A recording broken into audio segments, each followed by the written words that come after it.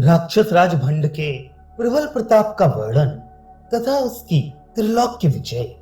श्री दत्तात्रेय जी कहते हैं, हे परशुराम, प्राचीन काल में तीर्थ यात्रा करते हुए अगस्त्य मुनि दुख में निमज्जित लोगों को देखकर करुणाद्र हो गए और उन्होंने कांचीपुर में भगवान महाविष्णु को अत्यधिक तपस्या कर प्रसन्न किया। उसकी महती तपस्या से वे अत्यंत संतुष्ट हो वर देने को तत्पर हो गए। जगत को उबारने के लिए कारण पूछने पर महाविष्णु ने उस मुनि को कहा, त्रिपुरा की स्थूल मूर्ति महादेवी ललिता का महात्म्य अत्यंत चित्र विचित्र आख्यानों से भरपूर्ण है, जिसमें भंडासुर आदि का वध है। उसे मैं विस्तार पूर्वक तुम्हें बताता हूँ। हे भार्गव, तू सावधान मन से सुन। महाविष्णु संक्षेप से कहकर विस्तार पूर्वक सुनने की इच्छा करने वाले अगस्त्य को भगवान अपने अंशभूत हयग्रीव मुनि को संभाल कर अपने वैकुंठ धाम को चले गए। अनंतर मुनिराज अगस्त्य ने अपने आश्रम में आकर हयग्रीव ऋषि की पूजा कर उससे पूछा, हे महाप्रज्ञशील हयग्रीव, किस प्रकार उस परा भगवती त्रिपुरा ने आविर्भूत हो भंड दैत्य का युद्ध में नाश किया, इसे मैं सुनना चाहता हूँ। आप कृपा कर मुझे बताइए।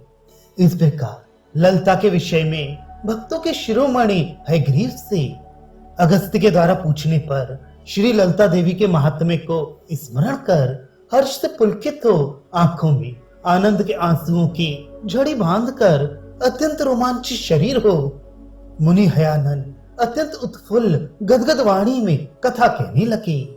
हे कुंभ संभव अगस्त्य, तू धन्य है। तेरे नाना सौ जन्मों के कमाए हुए सुकृत आज फलीभूत हुए, जिससे तेरी इस प्रकार पवित्र कथा को सुनने की उत्कट उत्कंठा पूर्ण बुद्धि हुई है।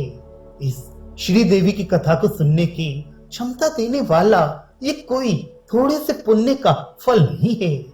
जो व्यक्ति ललिता भगवती के महात्म्य रूपी अमृत का पान करना चाहता है, उसे मृत्यु के भय से छुटकारा पाया हुआ पुरुष श्रेष्ठ जानना चाहिए। इस विनाशशील मर्त्यलोक में ललिता देवी की कथा को भक्ति पूर्वक सुनना यही एकमेव सार है, जिससे उस अमृत पद की प्राप्ति कर दी जाती है।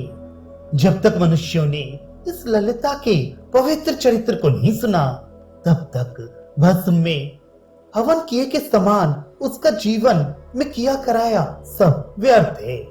त्रिपुरा की उपासना करने वालों को तो सर्वथा इसे सुनना चाहिए, क्योंकि न सुनने से किसी प्रकार के उपासन का फल नहीं मिलता। इसलिए सब प्रकार से प्रयत्न पूर्वक पर देवता के परम भक्तों को इसे सुनना चाहिए। पुण्य पर्व तिथियों और व्रतों के दिनों में इसे सुने अथवा पढ़े। इससे इष्ट देवता भगवती त्रिपुरा परमेश्वरी प्रसन्न होती है।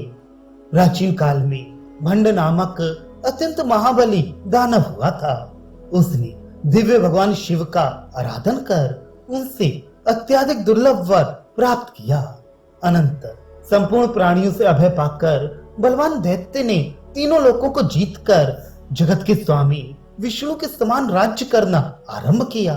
उसने युद्ध में इंद्र आदि देवगण को पराजित कर दिया। उनके सब ऐश्वर्य हर लिए गए। वे देवगण पृथ्वी में दीनतर दशा प्राप्त कर मनुष्यों के समान विचरण करने लगे। भंड के आश्रय में रहने वाले दैत्य लोग यज्ञ के भागों, अप्सराओं, विशिष्ट नंदन वन, ऐरावत और कल्प वृक्ष को भयानक रूप से भोगने लगे।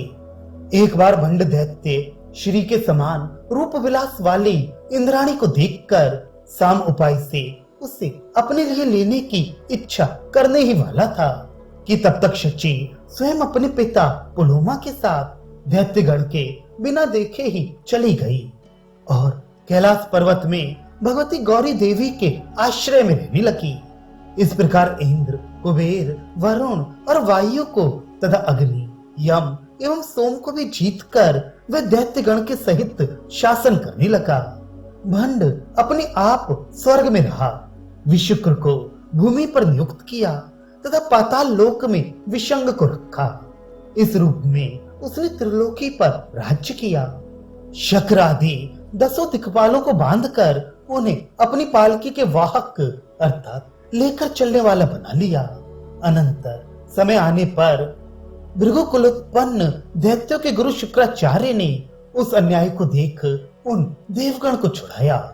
इस प्रकार देवगण को उसने अत्यधिक त्रस्त किया। एक बार उस दानवराज भंड ने असुर संघ द्वारा कहने पर पूर्व में देवगण द्वारा दैत्यों के जिस शोणितपुर को नष्ट कर दिया था, शिल्पाचार्य मय को उसे पुनर्निर्माण करने का आदेश दिया।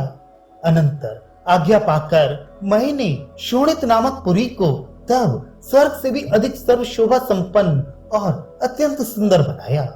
उसे देख दैत्यराज भंड ने सारे स्वर्ग को ध्वंस करवा डाला।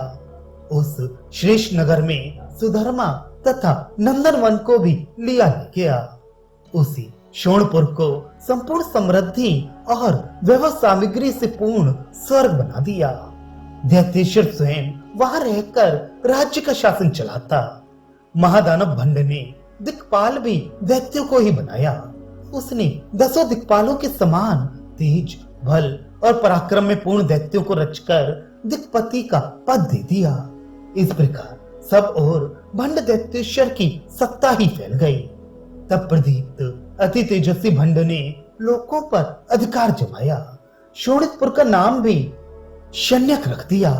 इस प्रकार तप एवं वीर से दैत्यपुराधिपति भंड ने ब्रह्मांड का नाना रूपों में भेदन करके ही ब्रह्मांडों पर आक्रमण किया। उसने स्वयं 105 ब्रह्मांडों को अपने अधीन कर दिया और वह उन 75 शत ब्रह्मांडों का अधिपति बन गया।